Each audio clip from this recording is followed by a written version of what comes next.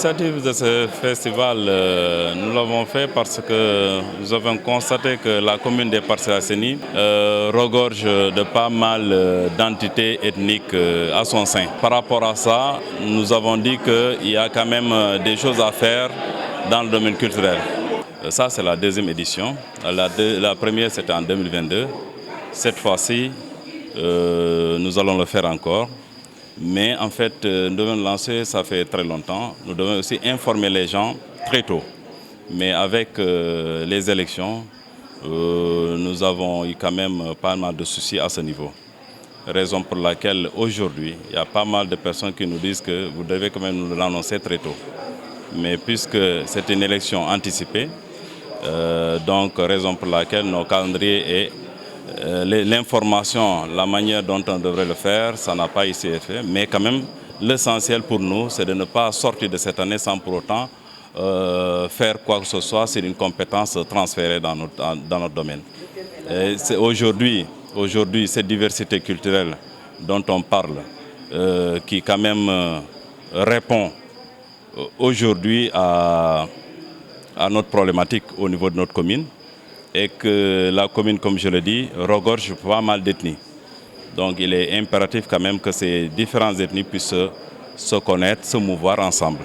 Et ça sera une source de cohésion sociale. Surtout, c'est ça qui m'a poussé à mettre en place ou bien à penser à mettre en place ce Festival international des arts de la culture. Raison pour laquelle, à partir de ce festival, vous verrez d'autres ethnies qui ne sont pas des ethnies des Parcelles Assainies, qui viennent d'ailleurs. Il y aura des Guinéens qui seront là et des Gambiens qui seront là. Il y a aussi des Maures qui seront là aussi. Raison pour laquelle je dis que ça sera un festival d'une autre dimension. Le thème, c'est la diversité culturelle, un vecteur du développement de l'économie créative. Ça, c'est le thème principal. Maintenant, à ce niveau, il y a des sous-thèmes. On parlera du civisme et de l'intelligence civique aussi. Ça, c'est le sous-thème qu'on va développer. Il y aura quand même un panel dans ce sens le samedi, c'est prêt à Dieu. Mais le 6, uniquement, ça sera la cérémonie d'ouverture. Demain, il y aura la chorégraphie et ainsi de suite. Maintenant, quand il s'agit le samedi matin, Inch'Allah, il y aura une foire qui va se dérouler ici au niveau de l'esplanade de la mairie, avec les artisans de la commune qui vont exposer leurs produits.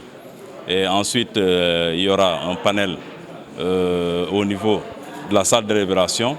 Et le soir, à partir de 21h, il y aura un grand concert au niveau de la CAPES, sur Prêt-à-Dieu. Et le lendemain, ça sera la fermeture le dimanche sur Prêt-à-Dieu. Le projet culturel, c'est surtout la construction d'un centre socioculturel.